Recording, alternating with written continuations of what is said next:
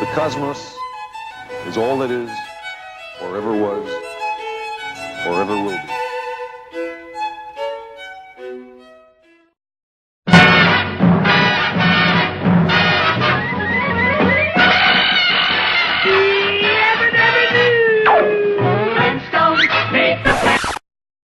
Dinosaurs and humans never lived at the same time.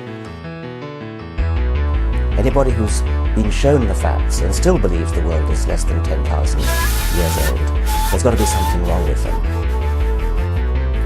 I'm telling you this because you don't get it.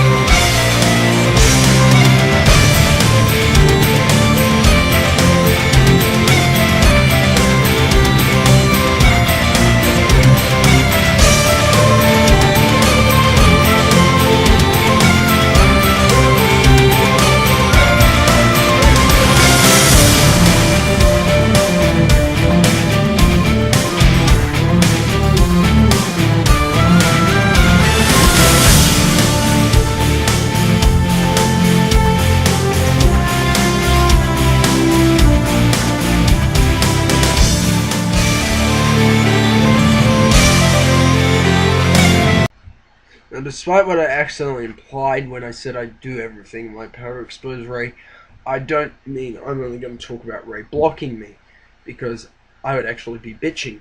I don't mean to come off as someone bitching that I got blocked from a forum where I get to piss off creationists all day. I don't mind, because now I'm debunking the actual video. I'm not doing it because I got blocked either. I had plans before, which you can see on my last creationist video. But my point is, I'm not mad or anything.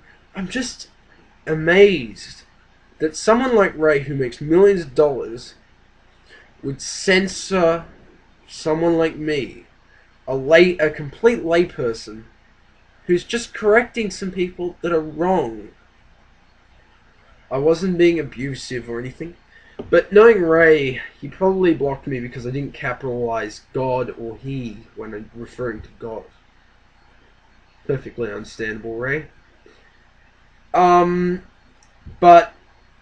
Yeah, and speaking of which, Ray is a powerful person, so I'm going to try not to use many clips in this so he can't DMCA me. I'll do my best to qualify within fair use by doing this for criticism and using the minimum amount of clips I can. Besides, it's a short movie. It's a long movie, and I need to shorten it down. So what I'm only going to do is address the questions that Ray gives. I'm not going to address that bullshit about atheist scientists or the crap about vestigial organs, which do exist and are evidence for evolution.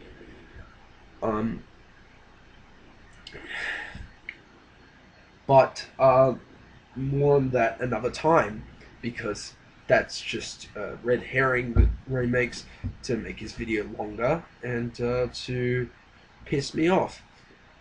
I'm surely gonna find someone who uses the same argument later on, so we'll leave it to them. All I'm gonna do is debunk the movie, as Ray asks us to do here. Have you seen Evolution vs. God? I have. What do you think of it? I wasn't too impressed. I'm sorry, I'll Ray. tell you what you could do for me, and anyone watching this you could do for me. Debunk the movie. Give me observable, testable evidence for Darwinian evolution, and that'll debunk the movie in a second. I'll do that. I'll do that too. I don't believe in God, so yeah, I'm an atheist. I don't believe in evolution, I accept it as a scientific fact. No, it's an indisputable fact. You accept it, you don't believe it. I'm a 15-year-old layperson who likes drawing and likes to read about biology. That's it. I don't have a major in anything, but I suppose I could be considered to be close to a biology major, but I'm not. and I try and make sure that I'm not seen as one, because I'm not one.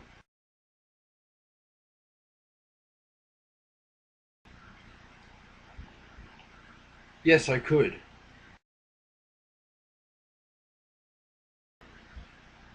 Kinds is not a biological term. So I don't know what you mean. You could try defining it, Ray, except you've never defined it ever. At least I'd never seen you define it. Ken Hovind defined it as a species, pretty much, which led to one of his biggest fuck-ups. But Ray doesn't define it, so I can't really answer that question. Debunk the movie. Debunk the movie. Debunk the movie. Give me observable, testable evidence for Darwinian evolution. And that'll debunk the movie in a second. That'll debunk the movie in a second. That'll debunk the movie in a second. That'll debunk the movie in a second.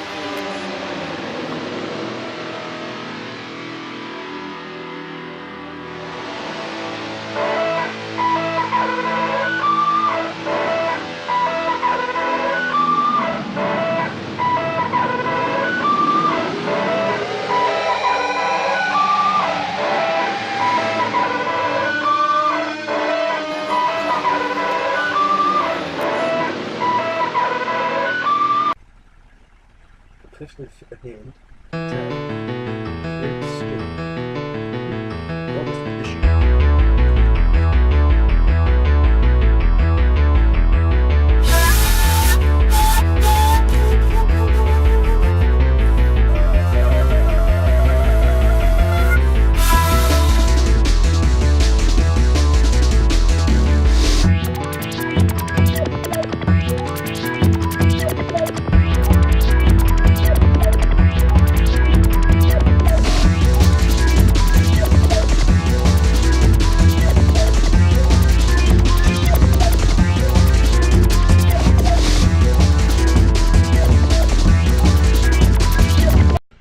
Okay, observable, testable, repeatable evidence for Darwinian evolution would include 1. Cladistics. Cladistics is the fact that all animals can be arranged into a hierarchy based on their features. In most ways, so you can do it embryologically, you can do it physiologically, and what you'll get is you get a very basic tree of things.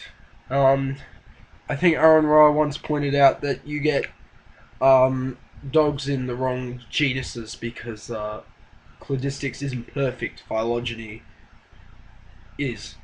And I'll get onto phylogeny in a second. Cladistics is very observable. You can see an animal and you can see another animal and you can compare them and you can see what differentiates them, and you can devise a system. And the fact that you can do that there's no animals with wheels, there's no mammals or jellyfish tentacles, that there's no fish with feathers.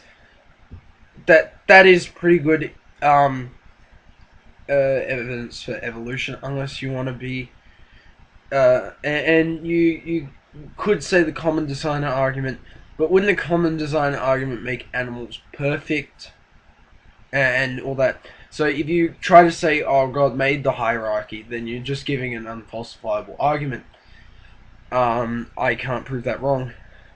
Phylogeny and cladistics are falsifiable, because if you can prove that an animal has something that it shouldn't, you've disproved it. Now, phylogeny. Phylogeny is a version of cladistics that can be done genetically, and you don't even use the whole animal, you do it you can just use a reference, as I understand it, and it's basically the same, except it's more accurate because you're comparing genetically, not physiologically. So you always get the right species if you have the complete genome. With extinct species, it's harder. We can kind of put the Neanderthal genome on it. So what you do is you take every basically, you can take every species that is currently alive and kind of do a cladistic tree with them, and you can actually use mathematics to extrapolate when the divergence happened. Next is geographic distribution. Geographic distribution is the fact that fossils and animals that exist today only exist in places where they would be expected to be if they hadn't gotten off the Ark or been created in the Garden of Eden. It's not very solid proof for evolution, but it is observable. There are only platypuses in Australia, only echidnas in New Guinea and Australia. There are only opossums in America. There are only tigers in Asia. It goes on.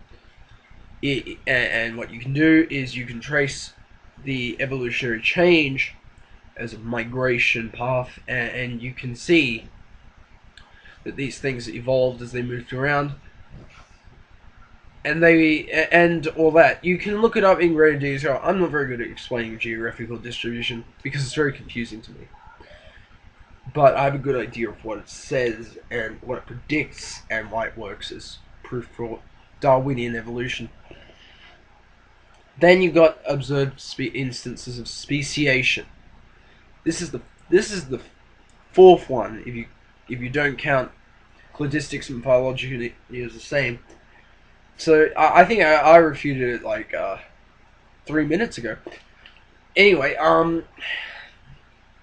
the observed instances of speciation are literally what it says on the can.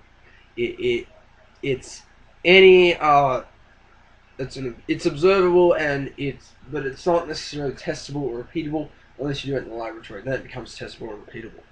This is the bacteria to bacteria stuff, but it would qualify as macroevolution, but under biological terms. And what I don't like about Ray is he's saying they're bacteria changing into bacteria. No, they're changing into bacteria with different qualities that they didn't have before. The Lenski experiment is not designed to prove evolution as a whole. It's designed to disprove the creationist notion that organisms can't evolve completely new genetic information. And it scared the hell out of Conservapedia. So the administrator there recognized that it was proof that animals don't just decrease in genetic information. So he tried to bully Lenski and he got his ass whooped. The next one, but that's a story for another time, and you can look it up. It's called the Lenski Affair. Next would be atavisms and vestigial structures. Again, observable, testable, repeatable. You can check them anytime you want. They are in humans. The appendix would still be considered one, even though it can help with the immune system a little bit. But it's not necessary to your survival. So some people are born without them, and that's becoming more and more common, I've heard, but I don't really know that one for sure. There are completely vestigial structures in other animals, and there are also atavisms. Now, Ray could, in theory, just handwave vestigial structures, call them like the decay of the genome by sin or something. But atavisms, that's not going away. If that chicken is perfectly designed, why can it have teeth? Why can this dolphin grow legs? Why can this human grow tail? Atavisms, it's not very hard to work around without using a completely unfalsifiable argument. It's very ridiculous. So that's all the proof I have for Darwinian evolution. It's been 7. I could give you more. I could prove evolution all day, but I haven't got all day. It's over 7 minutes. I think I'm going to stop talking for now, and we're going to get on to the hell stuff. Am I getting into heaven? if heaven exists, it depends which kind of Christianity is true. If it's Christianity I was taught in primary school, then yes, I would be getting into heaven. They weren't. My school wasn't trying to scar us, so they didn't teach us that gullibility was the criteria. They kind of implied that Jesus is a necessary component in your life, though, and it gets you in.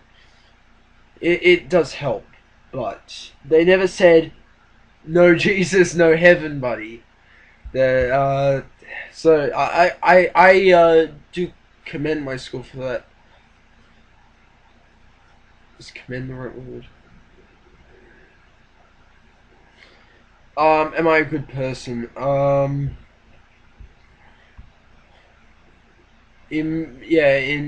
probably can count for a good person. How many lies have I told in my whole life? I have no idea.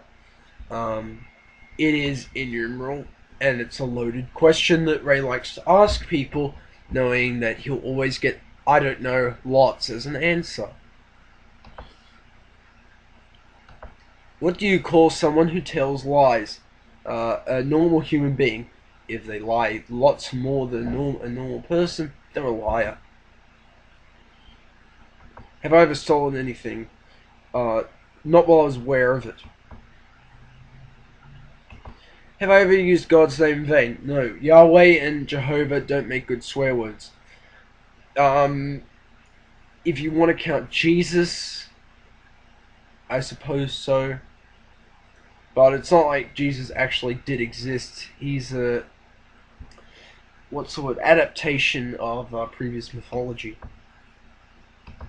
Have I ever looked at someone with lust? Yes, I'm a human being, so yeah, I have done that. Am I looking at pornography? I don't really believe in stuff like manners and the swearing being a bad thing and all that. But I do think that asking a question like, do you look at pornography, is a little bit private. So walking up to random people and asking them, do you look at pornography, is a little bit creepy, Ray. You might want to cut down on that. To answer your question, yes I do, and I masturbate to it, and I fornicate to it, and it's really healthy. So, yeah. There's no reason why masturbation could be bad, except that it was probably considered unhygienic in the time which the Bible was written. So that's why you're not allowed to masturbate, that's why you're not allowed to have gay sex, any other kind of sodomy. It's all procreational vaginal sex. You gotta limit the sex, you don't do it in the dirty places, so you don't get the STDs. That's what they were going for in the Bible. And because they didn't know where those ideas came from when they sat down and wrote it, they said, God must have thought of them. It's all bullshit. And it's possible that Ray knows it. Okay, this is the end of this video. If there's a question that I didn't answer that you'd like me to, post it in the comments and I'll answer it in the comments section or in a future video. Goodbye.